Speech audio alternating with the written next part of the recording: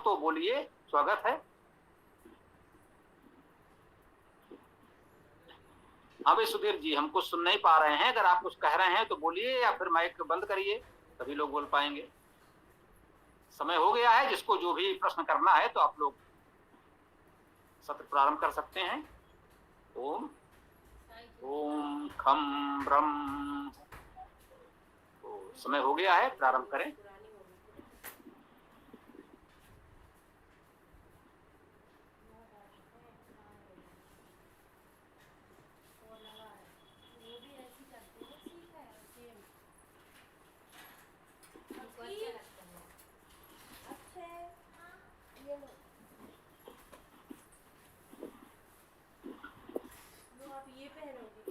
हाँ भाई नंदन जी, कुछ बताएं, प्रारंभ किया जाए।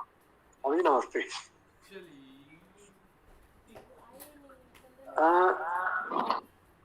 एक चीज हम प्रायः देखते हैं मंत्रों का अध्ययन करते समय कि एक ही मंत्र हमको अन्यत्र भी मिलता रहता है और एक वेद के अलावा वही मंत्र अन्य वेदों में भी हमको पढ़ने जानने को मिलता है।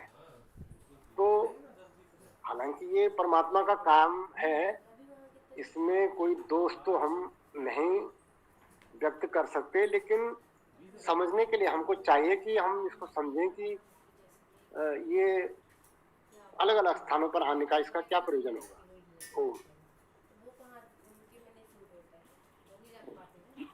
यह निश्चित रूप से महत्वपूर्ण प्रश्न है, और जो लोग भी वेद का स्वाध्याय करते हैं, गंभीरता से जो भी व्यापक स्वाध्याय करेगा उसको ये अनुभव तो होगा कि ऐसा हो रहा है, निश्चित रूप से हो रहा है। अब ये सबका दृष्टिकोण अलग अलग है कि कोई वेद का स्वाध्याय किस दृष्टि से करता है और क्या उसमें खोजता है, वो उसको मिलता है। तो निश्चित रूप से मंत्र एक इकाई माने यदि, तो अनेक मंत्र अनेक बार आए हैं, इसमें कोई संदेह नहीं है। एक ही वेद में एक मंत्र कई बार आ सकता है, अन्य वेदों में भी वही मंत्र पुनः हमको मिल सकता है, ऐसा है ये सब। अब क्यों और कैसे है, यह हम अपने विवेक के अनुसार समझने का प्रयास कर सकते हैं। शेष जिसने ये संपादन किया, इस रूप में उसे प्रस्तुत किया, वो तो वही जाने। हम लोग समझने का प्रयास कर सकते हैं। हमने जो देखा तो मुझे ये अनुभव हुआ, जैसे वेद में जब हमने मंत्र को इकाई माना तो हमको लगा ये अनेक बार मिल रहा है। कोई यदि शब्द को इकाई मान ले तो एक शब्द तो सैकड़ों हजारों बार मिलेगा। इसी प्रकार से कोई चरण, एक पद, जैसे मान लीजिए एक मंत्र में 4 चरण हैं, 4 पद हैं। समानता काव्य में गायत्री त्रिपदा है, 3 चरण होते हैं, बहुत से छंद 4 पद के अधिकतर हैं। तो तन्मे मना शिव संकल्प मस्तु, यह एक चरण है। अब यदि इतने को इकाई मानकर आप देखेंगे तो वहीं शिव संकल्प सूक्त में 6 मंत्र हैं, उन सभी में तन्मे मना शिव संकल्प मस्तु मिलेगा। हिरण्यगर्भ सूक्त में देखेंगे तो कस्मै देवाय हविषा विधेम आपको प्रत्येक मंत्र में मिलता जाता है। कस्मै देवाय हविषा विधेम, हविषा विधेम, इस रूप में जितनी छोटी इकाई करते जाएंगे तो ये हिरण्यगर्भ सूक्त के अलावा भी कई मंत्रों में मिलेगा। हो सकता है पूरा मंत्र आपको पुनः न मिले, कस्मै देवाय हविषा विधेम, या इसमें भी 1-2 शब्द इधर उधर होकर के आपको मिल जाए। तो इस प्रकार से तो हमको मिलता ही रहेगा, इसमें कोई संदेह नहीं। तो जो स्वाध्याय मैंने किया, हमारे स्वाध्याय से मुझे समझ में ये आया कि वेद में मंत्र को इकाई इस रूप में नहीं मानना चाहिए। वेद में इकाई सूक्त है, मंत्र नहीं। पूरा का पूरा सूक्त पुनरुक्त नहीं होगा। ऐसा नहीं हो सकता है कि कसमय देवाय हविषा विधेम का जो हिरण्यगर्भ सूक्त है, ये पूरा का पूरा सूक्त कहीं और मिल जाए तो जहां तक मैं स्वाध्याय कर पाया हूं मुझे नहीं मिला। कसमय देवाय हविषा विधेम मिल सकता, हविषा विधेम मिल सकता है अनेक बार, परंतु पूरा का पूरा हिरण्यगर्भ सूक्त आपको कहीं मिल जाए ये नहीं होगा। हो सकता है कोई एक मंत्र भी कहीं मिल जाए, एक मंत्र कहीं मिल जाए, दूसरा मंत्र कहीं मिल जाए, परंतु पूरा का पूरा हिरण्यगर्भ सूक्त आपको कहीं पुनरुक्त मिल जाए तो ये ऋग्वेद में जहां है वहां है, उसके अतिरिक्त ऋग्वेद में या किसी वेद में पुनः आपको हिरण्यगर्भ सूक्त पूरी तरह नहीं मिलेगा। ऐसा मुझे अनुभव हुआ है, कह सकते हैं मुझे नहीं मिला। हो सकता है किसी ने उससे और अधिक गंभीर अध्ययन किया हो, किसी को कुछ मिला हो तो ठीक बात है, पर पूरा का पूरा सूक्त पूरी तरह मुझको तो पुनरुक्त नहीं मिला। इससे हमने ये निष्कर्ष निकाला कि वेद में इकाई सूक्त है, मंत्र नहीं। एक मंत्र कई चरणों से मिलकर बनता है, एक चरण कई शब्दों से मिलकर बनता है, एक सूक्त कई मंत्रों से मिलकर बनता है। तो सूक्त को इकाई माने, इसको यूं समझे जैसे एक गीत है, एक गीत में कई चरण उसके है ना बंद होते हैं, एक गीत में कई बंद होते हैं, एक गजल में कई शेर होते हैं। तो हो सकता है किसी गजल का एक शेर दूसरी गजल में भी प्रयोग कर लिया गया हो, या उसका कोई एक चरण कहीं और प्रयोग कर लिया गया हो, किसी गीत की कुछ पंक्तियां किसी दूसरे गीत में भी आ गई हो, एक दो पंक्तियां संभव है आ गई हो, तो अब एक दो पंक्तियां इस गीत की दूसरे गीत में भी आ गई तो हम ये नहीं कह सकते कि दोनों एक ही गीत है। हम ये कह सकते हैं इन दोनों गीतों में एक या दो पंक्तियां समान है। तो वेद को जब हम इस दृष्टि से देखें तो इस समस्या का समाधान मेरे विचार से हो सकता है। ये हमने अपनी भूमिका आदि में लिखा भी है कि वेद में सूक्त महत्वपूर्ण इकाई है, और जब भी आपको वेद का कोई अर्थ उसका भाव समझना हो, यदि एक मंत्र उठाकर आप पढ़ लेंगे तो हो सकता है आप भ्रमित हो जाए, यदि एक मंत्र का एक चरण केवल देखेंगे तो भी हो सकता है आपको भ्रम हो जाए। जब आप पूरा सूक्त पढ़ेंगे तब आपको उसकी पूरी बात स्पष्ट हो जाएगी। तो जब भी पढ़ें, अगर यदि वेद के विचार को जानना है, उसका मार्गदर्शन क्या है जानना है, तो कम से कम पूरा एक सूक्त अवश्य पढ़ें। जैसे पदभ्याम शूद्रो अजायत, अब इतने से लेकर के लोग कह रहे हैं शूद्र पैरों से उत्पन्न हुआ है, ब्राह्मणों मुखवासी, ब्राह्मण उसका मुख है तो ब्राह्मण ऊपर हो गया शूद्र नीचे हो गया, ऐसा तो नहीं है। जब आप पुरुष सूत्र पूरा पढ़ेंगे तो इसका समाधान आपको मिल जाएगा। उसने कहा पदभ्याम शूद्रो अजायत, इसका अर्थ हुआ पैरों के लिए, अर्थात पैरों का जो कार्य है वो कार्य करने के लिए, गतिशीलता के लिए शूद्र समाज है। अब चलिए ना, पुरुष सूक्त में कुछ ही मंत्र के बाद आपको मिलता है पदभ्याम भूमि अथोपुरा, तो जिन पद से पैरों से शूद्र की उत्पत्ति बताई गई उसी सूक्त में, कहीं अन्यत्र नहीं, उसी पुरुष सूक्त में कहा जा रहा है उन्हीं पैरों से ये भूमि भी उत्पन्न हुई है। यदि पैरों से उत्पन्न होने के कारण शूद्र निम्न है या अछूत है तो पृथ्वी भी पैरों से उत्पन्न हुई है, यह भी निम्न है, यह भी अछूत है, तो आप पृथ्वी को भी ना छुएं, है ना। यदि पैरों से उत्पन्न होने के कारण शूद्र अछूत हो सकता है तो उसी पुरुष सूक्त में कहा जा रहा है पैरों से ये भूमि भी उत्पन्न हुई है, तो इस भूमि को भी आप न छुएं और अपना जीवन यापन करें। कैसे करेंगे ये आप जाने।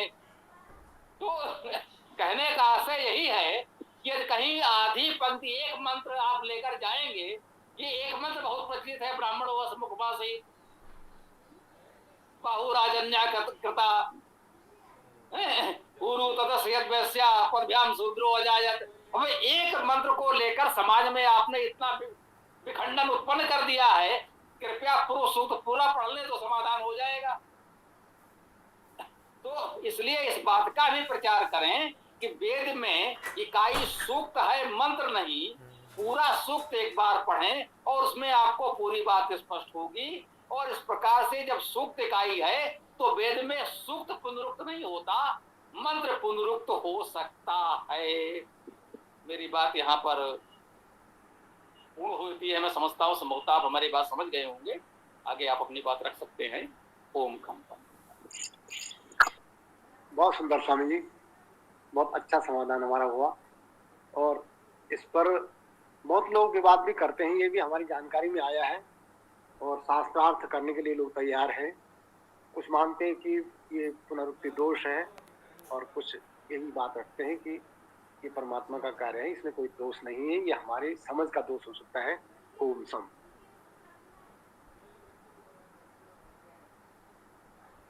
जी, अन्य किसी को कोई प्रश्न, कोई विचार रखना हो तो रखिए, वार्ता संवाद चलता रहे।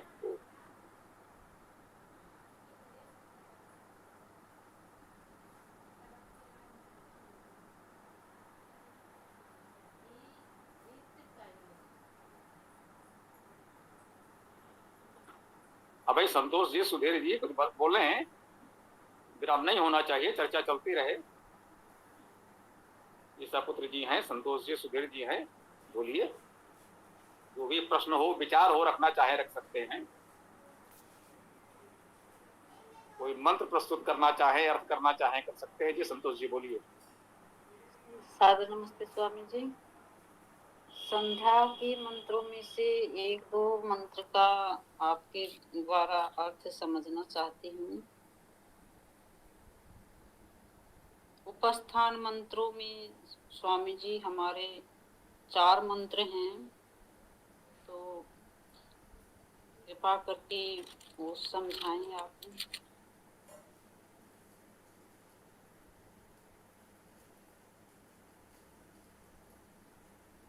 क्या इस विषय को रख कि आप विषय कोई भी रख सकते हैं, कोई बात नहीं है ना।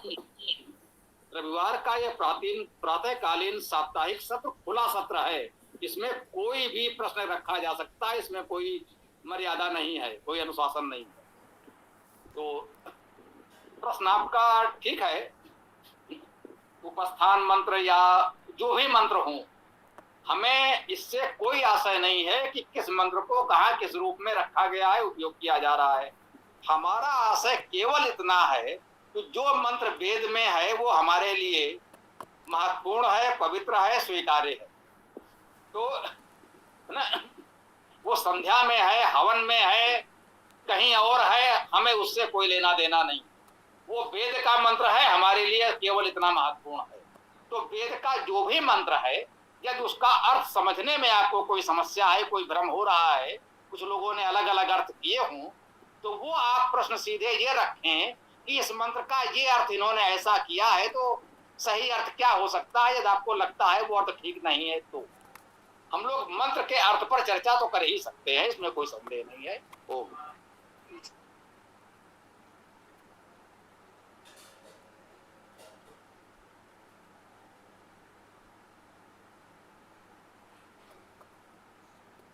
जी बोलिए, संतोष जी कुछ कहना है, बताएं। जी स्वामी जी, अभी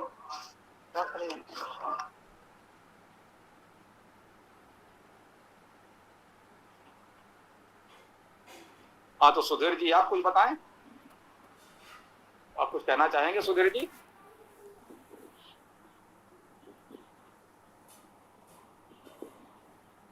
जी स्वामी जी बोलिए। जी, जैसे ये हमारा मंत्र है, ओम उद्वयं तमसः परिस्वः पश्यन्त उत्तरम देवं देवत्रा सूर्य अगन्म ज्योतिरुत्तमम, ज्योति उत्तमम। तो इसमें अर्थ है जो कि शाब्दिक अर्थ नहीं है संध्या की पुस्तक में, तो भावार्थ ही केवल दिया गया है। हे परमेश्वर, आप अंधकार से पृथक प्रकाश स्वरूप हैं। आप प्रलय के पश्चात भी सदा विद्यमान रहते हैं। आप प्रकाशकों के प्रकाशक, चराचर आत्मा और ज्ञान स्वरूप हैं। आपको सर्वश्रेष्ठ जानकर श्रद्धा पूर्वक हम आपकी शरण में आए हैं। नाथ, हमारी रक्षा कीजिए। तो मुझे इनमें जैसे कि दो तीन शब्द हैं तो उनका मुझे शाब्दिक अर्थ, भावार्थ तो है, लेकिन शाब्दिक अर्थ मुझे इनमें जो कोई पद इनमें नहीं दिखाई दिया। जैसे कि यहाँ पर एक शब्द है हमारा प्रकाशकों के, ये तो सूर्य हो गया, तो रक्षा कीजिए। और प्रलय के पश्चात, तो मुझे इनमें प्रलय के पश्चात और रक्षा कीजिए का पद मुझे इनमें नहीं दिखाई दिया। उसी पर मुझे एक दो बार शंका होती है जब मैं संध्या करती हूँ। तो इस शंका का आप मेरे का समाधान कीजिए।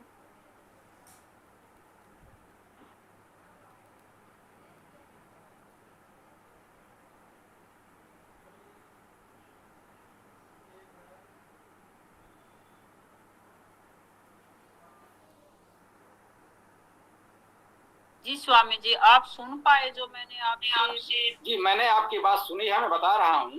ये महत्वपूर्ण प्रश्न आपने किया है और सबको समझना चाहिए इस बात को, ठीक है। अब तक जितने लोगों ने वेदार्थ किया है, वेदभाष्य किया है, हो सकता है किसी विद्वान ने कुछ मंत्रों का अर्थ ठीक किया हो। ये बात बहुत बड़ी है, हो सकता है कुछ लोगों को अच्छा ना लगे, पहले से कह दे रहा हूं, क्योंकि आपने प्रश्न ही ऐसा किया है, उसका उत्तर दूसरा हो ही नहीं सकता इसके, है ना। तो जिन लोगों ने भी वेदार्थ किया है, अधिकांश लोगों का प्रयास यही रहा है, लगभग सबका मैं कहूंगा। कुछ विद्वान हो सकते हैं जिन्होंने कुछ मंत्रों सूक्तों का अर्थ ठीक किया हो, और जिन्होंने किसी वेद का भाष्य किया है, अब तक मेरी जानकारी में नहीं आया कि एक भी विद्वान ने किसी एक वेद का भाष्य किया हो, वह कहे सत्यनिष्ठा से किया हो, वेद क्या कहता है वो जानने के लिए किया हो। अधिकांश लोगों ने चाहे वेद के किसी अंश का थोड़े का अर्थ किया हो, या पूरे वेद के किया हो, या किसी ने चारों वेदों का किया हो। सबकी स्थिति ये है कि वे अपनी विचारधारा वेद पर थोपना चाहते हैं। वेद का मंत्र क्या कह रहा है ये उनको जानना ही नहीं है। वो केवल ये बताना चाहते हैं कि इस वेद मंत्र में कुछ ऐसा कहा गया है जो मेरे विचार का समर्थन करता है। तो वो वेद मंत्रों का अर्थ भावार्थ इस तरह कर देते हैं जिससे उनकी अपनी बात का किसी तरह समर्थन हो जाए। वेद का मंत्र क्या कहता है, मंत्र का क्या अर्थ है, इसको जानने में उनकी रुचि ही नहीं है, वो जानना ही नहीं चाहिए। तो इसलिए ये समस्या सभी गंभीर पाठकों के समझ आती है। बिल्कुल सही प्रश्न किया है। जो भी गंभीरता से वेद को पढ़ने समझने का प्रयास करता है, ये समस्या भी उसके समझ अवश्य आती है। ये उतना ही महत्वपूर्ण है जितना पहले ये कहा गया कि कुछ मंत्र पुनरुक्त हो रहे हैं, उसका समाधान दिया जाए। उतना ही महत्वपूर्ण ये है कि वेद का सत्य अर्थ लोग करते ही नहीं है, जानबूझकर नहीं करते हैं। ये मैं कह रहा हूँ, अनजाने में मुझमें योग्यता उतनी नहीं है, मुझसे भूल चूक हो जाए ये तो संभव है, लेकिन मैं जानता हूँ उसके बाद भी मैं उसका असत्य अर्थ आपको बताऊं, क्योंकि मेरे विचार का समर्थन होना चाहिए। और वेद मंत्र जो कह रहा है वो विचार मुझे ठीक नहीं लग रहा है।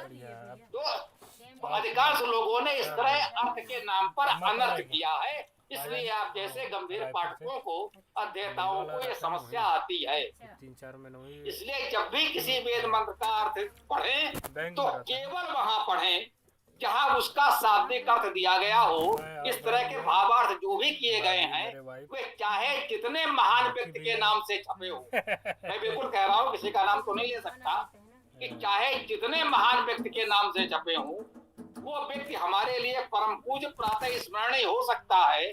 उस व्यक्ति का पूरा सम्मान हम करते रहेंगे। फिर भी किसी महान से महान व्यक्ति के नाम से ऐसा कोई अर्थ छपा है जिसमें शब्दार्थ नहीं दिया गया है, उसे बिल्कुल नकार दीजिए, पढ़िए ही नहीं। और शब्दार्थ दिया गया हो तो उसमें यह बताना आवश्यक है उस शब्द का वो अर्थ कैसे हुआ, उसमें धातु कौन सी है। संज्ञा, सर्वनाम, विशेषण और क्रिया, यानी चारों प्रकार के शब्दों के अर्थ उसकी धातु के अनुसार ही किए जाएंगे, ऐसा सभी वैदिक विद्वानों का मत है। इसमें कोई मतभेद नहीं है। उपाट सायण, महीधर, दयानंद और अनेक जितने भी वेद के विद्वान भाष्यकार हैं, सब इस बात को मानते हैं कि वेद के शब्द यौगिक हैं, धातुज हैं। वैदिक शब्दों का अर्थ आपको धातु के अनुसार करना होगा।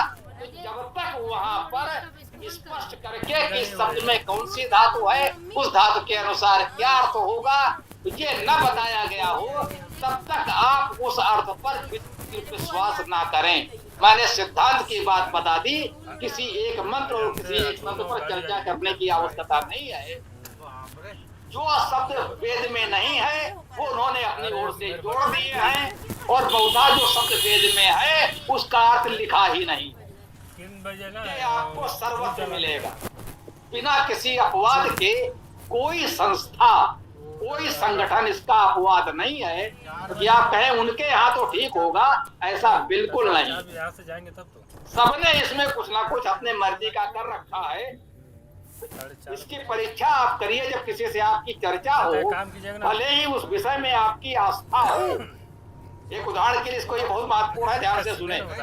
मान लीजिए आप शुद्ध शाकाहारी हैं, अच्छी बात है। आप शुद्ध हिंसक हैं, अच्छी बात है। सामने वाले से बात करने के लिए केवल आप कह दीजिए कि भाई वेद में तो मांसाहार की अनुमति है, वेद में तो हिंसा की अनुमति है, वेद में तो मूर्ति पूजा है या नहीं है, उसके विचार के अनुसार विपरीत बोलिए।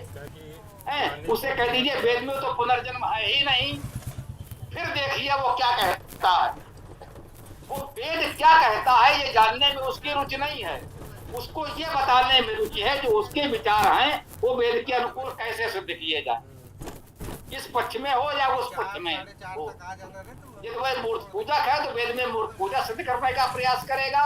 यदि वह मूर्ति पूजा का विरोधी है तो वो प्रयास करेगा कि वेद में मूर्ति पूजा कहीं दिखनी नहीं चाहिए। तो वेद क्या कहता है जानने में उसकी कोई रुचि नहीं। तो वेद के साथ ये समस्या है, और इसका एक ही समाधान है कि वेद मंत्र का अर्थ आप वही स्वीकार करें जिसमें स्पष्ट रूप से धातु और उसका अर्थ बताया गया हो। आप स्वयं इस प्रकार अर्थ करें और इस विचार भावना का समाज में प्रचार प्रसार करें। ओम। जी स्वामी जी, बहुत बहुत धन्यवाद आपका। आगे ये 35वां अध्याय हमारा प्रकरण में ही आएगा। अभी 33वां अध्याय हमारा रात वाली कक्षा में चला हुआ शाम वाले। इसको पैंट में रख लो, इसको यहाँ रखना है ऐसा। कोशिश करते हैं इसको करने की। धन्यवाद जी। यदि आप कह रहे हैं यजुर्वेद 35वें अध्याय में कोई मंत्र है जिसकी आप चर्चा चाहते हैं, तो जब वो क्रम आएगा तब तो उस मंत्र की व्याख्या हम लोग शब्दशः करेंगे ही, जैसे सभी की कर रहे हैं वैसे उसकी भी करेंगे। और यदि आपके पास ये हमारा यजुर्वेद एकादशी या यजुर्वेद भाष्य है तो आप उसमें देख सकते हैं और फिर उस पर चर्चा भी कर सकते हैं। और यदि आपके पास नहीं है, संभव हो तो मंगवा सकते हैं, यजुर्वेद एकादशी मंगवा लेंगे तो उसमें अध्याय 30 से 40 ये 11 अध्याय है, तो आपका 35वां अध्याय भी मिल ही जाएगा। जैसा उसके समझें, जब क्रम आएगा तो कक्षा में तो उसकी व्याख्या की ही जाएगी और प्रश्नोत्तर।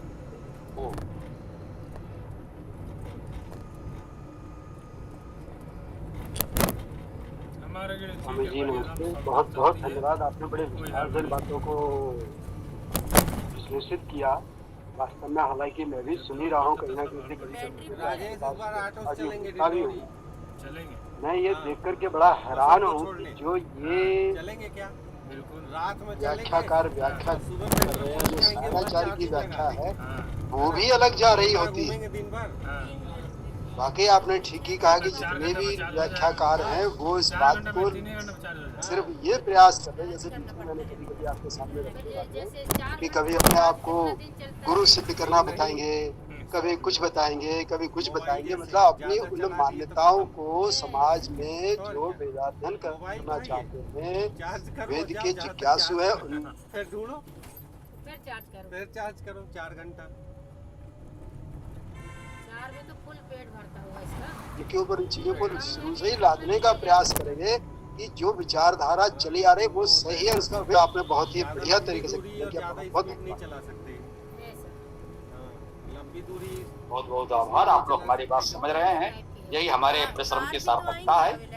तो और कोई विषय, कोई प्रश्न कोई करना चाहे, कोई विचार रखना चाहे तो स्वागत है, रखिए। बनी है ये हमारे लिए, इतना बनी हुई है। स्वामी जी जी वर्तमान प्रश्न ये इसके पहले तो क्या बात है, ऐसे रोटी है ना कि जी करें, आप पहले करें बात। आनंद ही आनंद।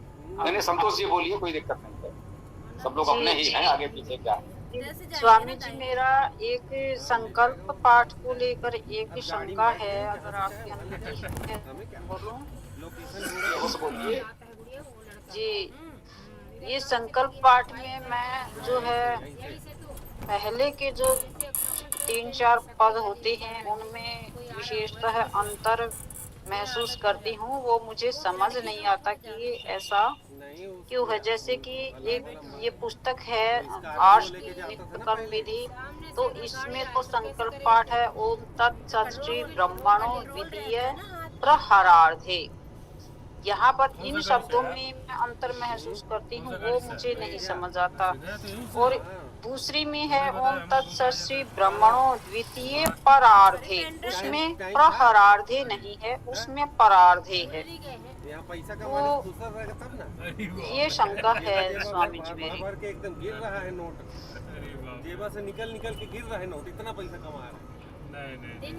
ये छोटी बात है, ये उतना महत्वपूर्ण विषय नहीं है, मैं बताता हूँ आपको। इसे तो आप केवल छापे की भूल भी कह सकते हैं, हाँ छपने से रह गया ऐसा भी कह सकते हैं, या हाँ जुड़ गया ऐसा भी कह सकते हैं। ब्रह्मणो द्वितीय परार्धे, यही संभवता शुद्ध है, और वो केवल छापे की भूल है, इसमें कोई बड़ा सैद्धांतिक मतभेद नहीं है, इसको तो आप मान लें, ये सामान्य सी बात है। और कोई भी इस विषय का जानकार आपको बहुत अच्छी तरह बता देगा।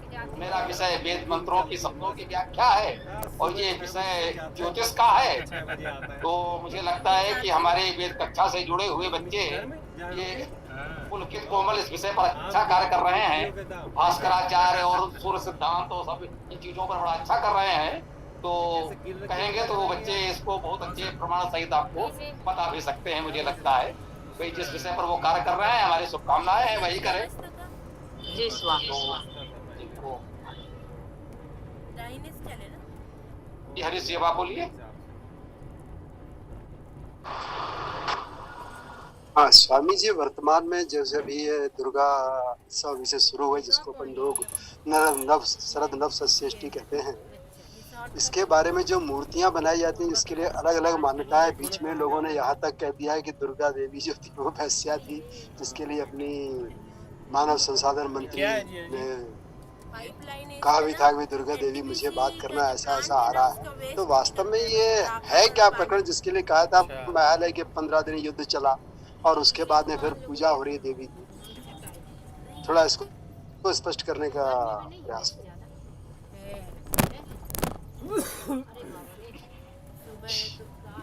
इस विषय में हम लोगों को माथापच्ची करने ही नहीं है। जो लोग कह रहे हैं उसके प्रमाण उन्हें ही देने होंगे, है ना। ऐसा कहीं शास्त्रीय विधान हो, किसी प्रामाणिक प्राचीन ग्रंथ में हो, उस पर तो हम लोग चर्चा करें। अब जिसका कोई आधार ही नहीं है, कोई कल्पना करके क्या कह देता है, उसके विषय में हम लोग क्या चर्चा करें। तो हम समझते हैं कि निराधार बातों की तो उपेक्षा ही की जा सकती है। हाँ कोई आधार है तो उस पर अपने विचार दिए जा सकते हैं कि वो वहाँ कैसे आया होगा और मान्य है या नहीं है। जिसे कहते हैं पुराणों में है, ठीक है, गाड़ी चलाओगे आप, आ जाओ। धर्म के विषय में वेद प्रमाण है, पुराण नहीं है। लेकिन इस पुराण में कोई बात है तो कम से कम मुझे बात तो बताएगा कि भैया इस पुराण में ऐसा लिखा है, तो उस पर हम लोग कुछ चर्चा करें भी। अब जिसका कहीं कोई सिर पैर ही नहीं है, कहाँ से आ गया, तो निराधार बातों पर तो चर्चा करना ही पड़ता है। हम तो यही कह सकते हैं।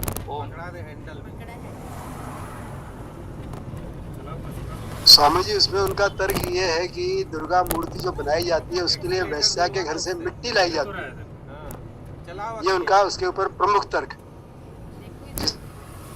इस बात को जो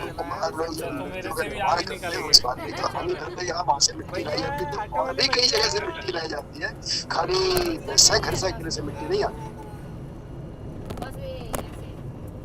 इसका समाधान तो आपने भी कर दिया कि कई घरों से मिट्टी आती है, केवल एक घर से नहीं आती। तो ये कह सकते हैं जिन्होंने भी इस परंपरा का प्रचलन किया उनकी सोच अच्छी थी, वो समाज के सभी वर्गों को साथ जोड़ना चाहते थे और सबको सम्मान देना चाहते थे। उनका ठीक है, वेश्या भी समाज का अंग है, भले ही किसी परिस्थिति पर उसे ऐसा कार्य करना पड़ रहा है जो नहीं करते तो अच्छा होता, लेकिन किसी परिस्थिति पर उसको ऐसे कार्य में लगना भी पड़ा तो भी उसका परित्याग नहीं किया गया, उसका भी सम्मान किया गया कि हम अपने धार्मिक कार्य में उसको भी इतना महत्व दें कि उसके घर से भी थोड़ी मिट्टी लाकर इस पवित्र कार्य में सम्मिलित करें। तो ये तो उसको सम्मान देने का भाव है, बहुत अच्छा भाव है कि समाज के सभी वर्गों के लोगों के यहाँ से हम थोड़ी थोड़ी मिट्टी लाकर उस मूर्ति की रचना करते हैं, जो एक प्रकार से संपूर्ण समाज के सम्मान का प्रतीक बन जाता है कि संपूर्ण समाज का समस्त रूप दुर्गा है। दुर्गा को यही कहा गया है कि समस्त देव शक्तियों ने अपनी अपनी शक्तियां देकर उस दुर्गा की मूर्ति का निर्माण किया, उस व्यक्तित्व का निर्माण किया। तो उसमें तो सभी देव शक्तियों ने अपने अपने गुण समाहित किए हैं। तो उसी प्रतीक के रूप में समाज के सभी वर्गों के, सभी प्रकार के लोगों के हम घरों से मिट्टी लेकर के आते हैं, उस दिव्य प्रतिमा का निर्माण करते हैं।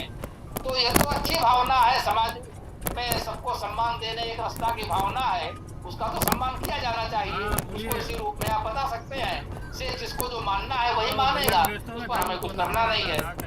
हमारे विचार में आपसे सुन करके जो जानकारी मिली, मुझे इस विषय में कोई जानकारी थी नहीं पहले से, अभी आपने जब कहा तो मेरे मन में ये भाव आया, वो मैंने व्यक्त कर दिया। मुझे लगता है वो ठीक है। ओम।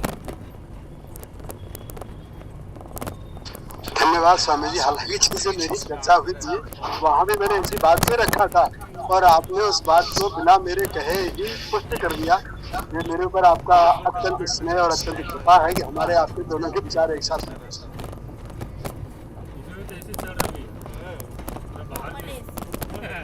हाँ भाई, पुलकित जी जुड़े हैं, कुछ बताएंगे क्या? आपने उनका प्रश्न सुना जो वो संकल्प पाठ के विषय में कह रहे थे, ब्रह्मणा द्वितीय प्रार्थ है। आप इस पर कुछ बताना चाहें तो बताइए, क्योंकि आपका विषय है। यदि आप पढ़े हो, आपके अभी जानकारी में आ गया हो तो। नहीं, मैं सुन नहीं पाया उसको। कौन सा प्रश्न था? प्रश्न ये था, जो संकल्प पाठ पढ़ते हैं ना, ओम तत्सदिति ब्रह्मणा द्वितीय परार्धे, तो कहीं उन्होंने प्रहलार्धे भी पढ़ा है, तो वो कहना चाह रहे थे प्रहलार्धे और परार्धे में क्या अंतर है और ये संकल्प पाठ में अंतर क्यों है। तो मैंने तो इतना ही बताया। मुझे तो लगता है ये छापे की भूल है, कहीं हाथ छूट गया या हाथ जुड़ गया, और इसमें कोई गंभीर या जानकारी की बात है तो पुलकित इस विषय पर प्रयास कर रहे हैं, हो सकता है प्रामाणिक जानकारी दे सके। जी गुरु जी, खोजना पड़ेगा, देखेंगे। वैसे आपने जो कहा वही सही प्रतीत होता है, देखेंगे। दुकान ज्वेलरी कहाँ पे है? मगर वो भी देखा है ना। हाँ, तो सोच दिमाग पे जोर डाल। मिला का तरफ है, एकदम सही पकड़ा है।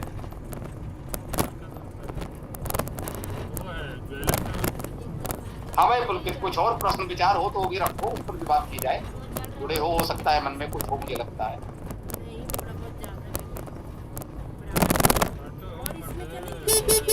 नहीं गुरु जी, कोई खास प्रश्न तो नहीं है।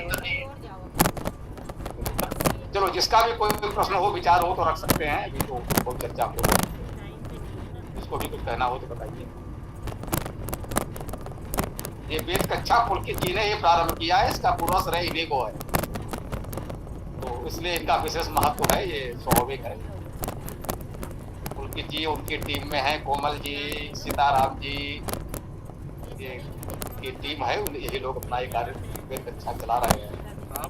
तो जैसे आप जुड़ते हैं वैसे मैं भी जुड़ जाता हूँ, मेरी स्थिति भी वही है, लिंग से जुड़ जाते हैं बस।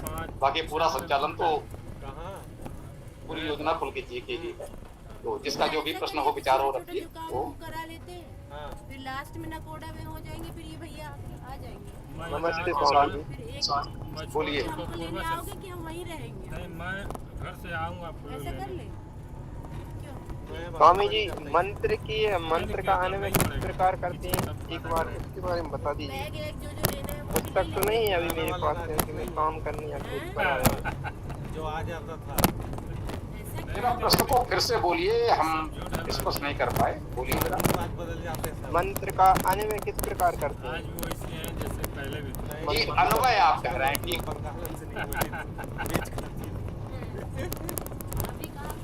अन्वय क्या होता है ये जानना चाहिए, आवश्यक है क्या मंत्र सभी उपपद्यात्मक है, काव्य में है? तो आप लोगों ने, हमने सबने विद्यालयों में कविताएं पढ़ी हैं, और कविता का जब भी आप अर्थ करेंगे तो जिस क्रम से मंत्र में, मतलब कविता में शब्द जिस क्रम से आए हैं, जब आप गद्य में उसे लिखेंगे तो शब्दों का क्रम बदल जाएगा। हो सकता है कविता तो क्रिया से भी प्रारंभ हो जाए, बहुत वीर सेनानी हुआ है।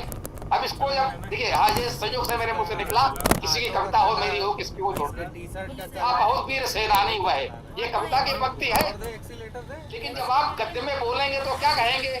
वह बहुत वीर सेनानी था, ये कहेंगे ना। कविता में तो कह सकते हैं था बहुत वीर सेनानी हुआ है, लेकिन जब आप उसको गद्य में कहेंगे तो क्या होगा? वह बहुत वीर सेनानी था, है ना। हमने क्या किया? केवल शब्दों का क्रम बदला है और कुछ नहीं किया है, इसी को अन्वय कहते हैं। गद्य में जिस क्रम से शब्द आने चाहिए, कविता के शब्दों को गद्य के अनुसार सही क्रम में रख देना अन्वय कहलाता है। और कविता में तो शब्द आगे पीछे हो ही जाते हैं, तो कविता में छंद और लय का ध्यान देना पड़ता है, वो इस क्रम का ध्यान नहीं रखता। तो इस प्रकार से उसका अन्वय किया जाता है। जैसा कि हम चर्चा भी करते हैं, सामान्यता जो कर्ता कारक में है वो एक साथ आ जाएंगे, जो कर्म कारक में है एक साथ आ जाएंगे, जो कर्ण कारक में है एक साथ आ जाएंगे, विभक्तियों के अनुसार प्रथमा विभक्ति के साथ एकत्र कर लिए, द्वितीय आगे कर लिए, तृतीय आगे कर लिए। तो ये सामान्य सा संकेत दे सकते हैं, इससे कोई सिद्धांत ना कहें। मुख्य बात यही है कि कविता के शब्दों को गद्य के क्रम से रख देना अन्वय है, और ये आपको अभ्यास से धीरे धीरे आ जाएगा। इसके लिए अभ्यास की आवश्यकता महत्वपूर्ण है, और इसके लिए कोई गणितीय नियम नहीं बताया जा सकता, सिद्धांत तो आप समझ गए हो। जी स्वामी जी।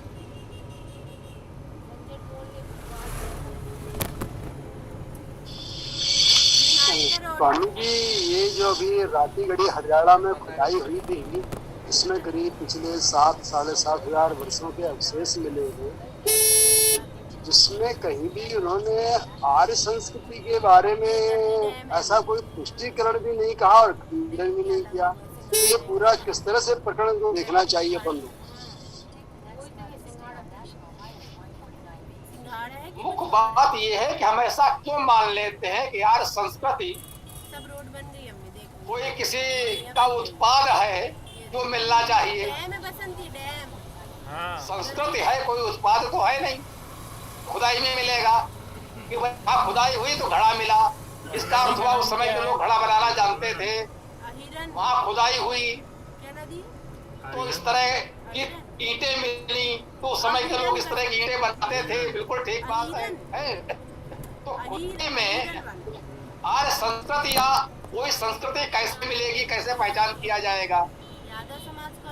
तो ये तो बिल्कुल सभ्यता की जब से खोज हुई है तब से ये व्यर्थ का प्रलाप हो रहा है कि वो हिंदू सभ्यता थी, आर्य सभ्यता थी, द्रविड़ सभ्यता थी, किसकी सभ्यता थी?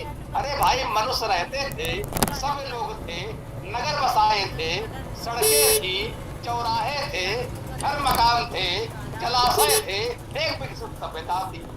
अब उसमें ये भेद आप कैसे करेंगे कि वो आर्य थे कि द्रविड़ थे कि कौन थे? ये प्रश्न ही व्यर्थ का है। ऐसा कुछ है ही नहीं जो आर्य सभ्यता अलग से हो। आर्य का क्या अर्थ है? गतिशील प्रगतिशील लोगों को हम आर्य कहते हैं। तो वो भी आर्य थे, हम भी आर्य हैं, यूरोप वाले भी आर्य हैं, जापान वाले भी आर्य हैं, सब गतिशील और प्रगतिशील हैं, सबके पास वाहन है, सब चलते फिरते हैं, सब लोग प्रगति कर रहे हैं, ये सभी आर्य हैं वेद की परिभाषा के अनुसार। तो ये अंतर हम ये व्यर्थ का प्रश्न कर ही क्यों रहे हैं? ये संकीर्ण बुद्धि के लोग कर रहे हैं, वो सिद्ध करना चाहते हैं कि नहीं साहब ये तो हम थे, वो कह रहे नहीं ये तुम नहीं थे, ये तो हम थे। अरे तुम आज हो उसकी बात करो, तब ना तुम थे और ना हम थे। वो हमारे पूर्वज थे, हमसे पहले हुए तो हमारे पूर्वज थे। उनके कितने सभ्यता विकसित थी ये हमको उससे पता चलता है। उनकी सड़कें, ईंटें, मकान आदि को देख करके। ये सब आर्य या कोई अन्य, तो ये शब्द आज आपने बना लिए हैं कि ये आर्य जाति है, ये आर्य समुदाय है, ये आर्य संस्कृति है, आर्य सभ्यता है। अरे पहले ऐसा कुछ था ही नहीं, तो वो मिलेगा कहाँ से, है ना? जो उस समय था ही नहीं वो कहाँ से मिलेगा? उस समय मूर्तियां नहीं थी तो कोई मूर्ति कहाँ से मिलेगी, मंदिर कहाँ से मिलेगा? ये सही है, किसी खुदाई में ना मूर्तियां मिली ना मंदिर मिले, क्योंकि उस समय थे ही नहीं, ये बहुत बाद में आए हैं। अब उनके हवन कुंड भी नहीं मिले तो स्वाभाविक है तब हवन कुंड भी नहीं थे, ये भी बाद में आए होंगे। इसमें क्या समस्या है? उसमें ऐसा कुछ नहीं मिला जो वेद के विपरीत हो, इसलिए वो वैदिक थे, हम मान लेते हैं, है ना? अब जो लिखा हुआ मिला है वो कोई पढ़ेगा तब पता चलेगा कि उसमें वेद के शब्द हैं या नहीं, उसमें कोई वेद मंत्र लिखा हुआ है या नहीं। जो लिखा है वो तो पढ़ने में आया नहीं, जो मिला है उसमें वेद के विपरीत कुछ नहीं है, भी केवल इतना कहा जा सकता है। मूर्तियां मंदिर उसमें न मिले हैं न मिलेंगे, क्योंकि वेद में मूर्तियां मंदिर है ही नहीं। तो यदि वो वैदिक सभ्यता थी तो भी मूर्तियां मंदिर नहीं मिलेंगे, कोई और सभ्यता थी तो उसके पास भी मूर्तियां मंदिर नहीं थे, ये मान लीजिए। बात समझ में आई? ये सब व्यर्थ के प्रश्न आज के संकीर्ण दृष्टि वालों ने उत्पन्न किए हैं, उसमें हम व्यापक दृष्टि वालों को नहीं फंसना चाहिए। ओम। आपने बात तो सही पकड़ ली स्वामी जी, क्योंकि वास्तव में जैसे हम लोगों की जो आर्य संस्कृति रही है, वैदिक संस्कृति रही है, उसके अनुसार कहीं ना कहीं यज्ञशाला जरूर मिलना चाहिए थी, वैसा कोई भी अवशेष नहीं मिला। अच्छा, दूसरी बात ये होती है कि इसको जो विधर्मी है वो अपने आप को श्रेष्ठ बताने का प्रयास करते हैं इस आड़ में, बजाय इस बात को स्वीकार करने के। जो आपने खुद ही कहा कि ये लोग हमारे पूर्वज थे और उन्नत और विकसित लोग थे जिन्होंने इतने सारे जो निर्माण कार्य किए, ये है उसकी मुख्य बात।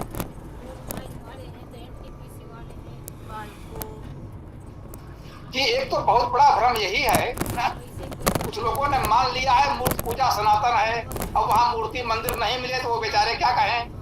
कुछ लोगों ने मान लिया है कि हवन कुंड सनातन है, अब हवन कुंड नहीं मिला तो वो बेचारे क्या करें। तो हमें इस मन से ये भ्रम निकालना पड़ेगा, ये कितने कर्मकांड हैं, वो चाहे हवन कुंड हो चाहे मूर्ति मंदिर हो, ये सब बहुत बाद की बातें। वेद में ऐसा कुछ नहीं है।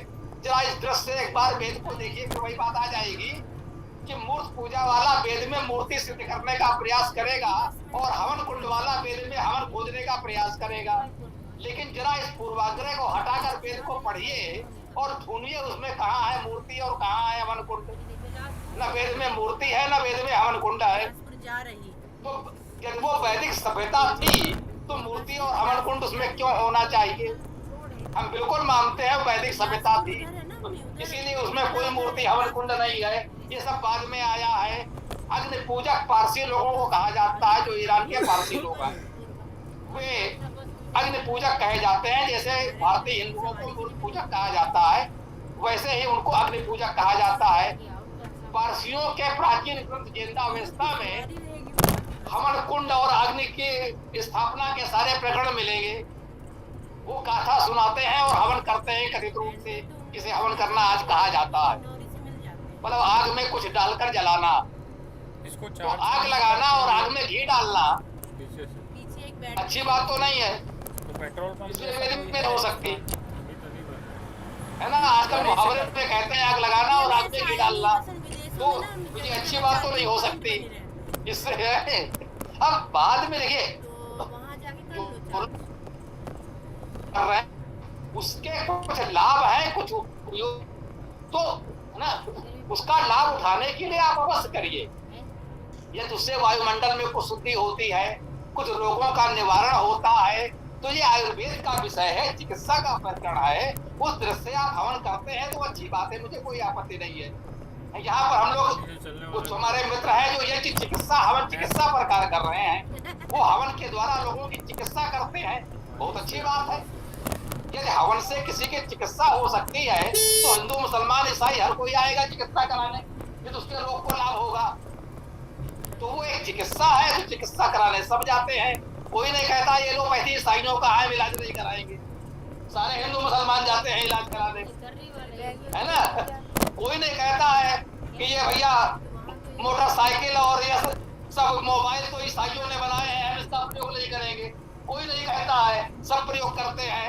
अरे भाई ये सब सामान्य चीजें हैं जो जीवन के लिए उपयोगी हैं, वो हर कोई करेगा, कर ही रहा है। तो चाहे जिसका हो अच्छी बात है तो हर कोई अपनाएगा। तो इसको इस भाव से देखें, वैदिक समाज समान रूप से है ना। वैदिक समाज में कोई धार्मिक कर्मकांड नहीं था, कोई धर्म स्थल नहीं था।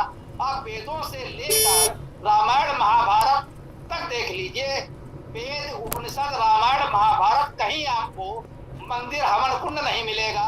रामायण महाभारत में हवन की चर्चा तो है, उपनिषद तो उसकी बात भी नहीं करते। कहीं मंदिर वगैरह मिलेगा ही नहीं। क्या मिलता है, हमारे ऋषि थे अर्थात विद्वान आचार्य शिक्षक थे, उनके आश्रम थे अर्थात गुरुकुल विद्यालय थे, वहां पर वो लोगों को पढ़ाते थे। कह सकते हैं उसमें विद्यालय थे, देवालय नहीं थे, कोई धार्मिक आडंबर नहीं था, कोई धर्म स्थल नहीं था। उस समय कोई मंदिर मस्जिद गिरजाघर गुरुद्वारा नहीं होता था, केवल विद्यालय होते थे जहाँ आचार्य विद्वान शिक्षक अपने विद्यार्थियों को विभिन्न विषयों की जानकारी देते थे, पढ़ाते थे। ये हमारी वैदिक सभ्यता है, उसको खामखा धार्मिक कर्मकांड से जोड़ना ही नहीं चाहिए। मेरा तो यही विचार है, आगे जैसी आपकी इच्छा। ओम। धन्यवाद स्वामी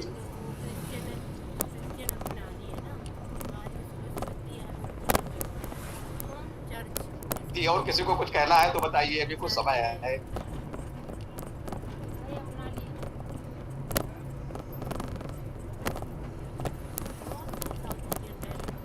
जी किसी को कुछ कहना हो, प्रश्न करना हो, विचार रखना हो तो रखिए, अन्यथा विराम नहीं देंगे। फिर वेदाष्टक का पाठ प्रारंभ किया जाए। वेदाष्टक में हम लोग चारों वेदों के प्रथम और अंतिम मंत्र का पाठ करते हैं। जो लोग नए जुड़े हों, न जानते हों तो उनको बता दें। तो ये सबके विचार प्रश्न समाप्त हो गए हों तो पुलकित जी देखें, वेदाष्टक का पाठ करें और इस कक्षा का समापन करें। किसी को कुछ कहना हो प्रश्न तो रख सकते हैं। ओम। या तो प्रश्न रखिए या फिर पुलकित जी वेदाष्टक प्रारंभ करें। चलो भाई पुलकित जी वेदाष्टक प्रारंभ करें।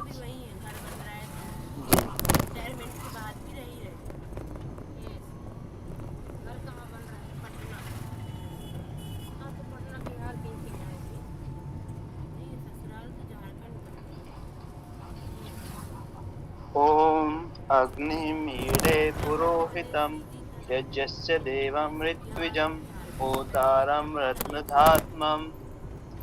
अग्नि पुरोहित यजन के होता ऋत्विज देव है, स्तुति कर जो रत्नधा करते रहिए। ओम समानि वा आपूति समान हृदयानि वा समानम् अस्तु वो मनः यथा वासु सहे अस्ति।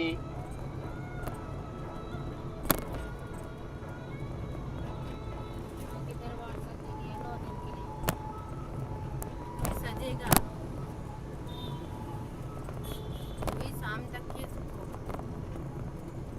बल्कि में भी ये लाउड स्पीकर वो सब नहीं लगा है ना, शाम में डाल के शाम तक लगेगा। बोल दिया गृणान तात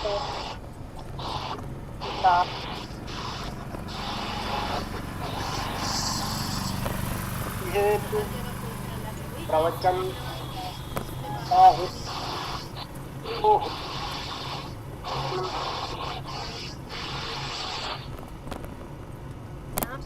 सांधे मन। ओम स्वस्ति न इंद्रो सवा स्वस्ति न पूषा स्वस्ति न तार्क्ष्यो अरिष्टनेमि स्वस्ति नो बृहस्पति दधातु। चुनाव कब है? चुनाव कब है यहाँ का?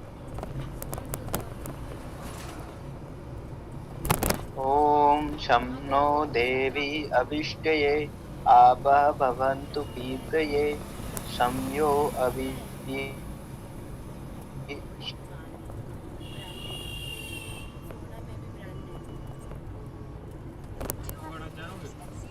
निहारिका में है ना।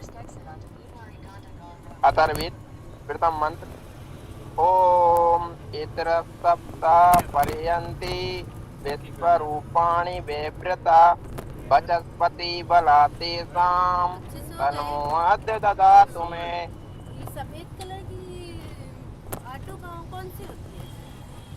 महिंद्रा। वो भी इलेक्ट्रिक है। पहुंच गए कोरबा मसो।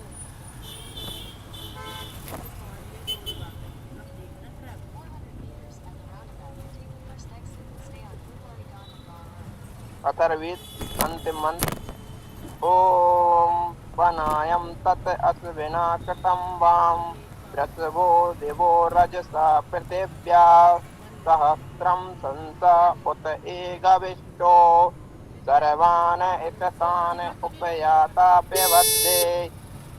करती रही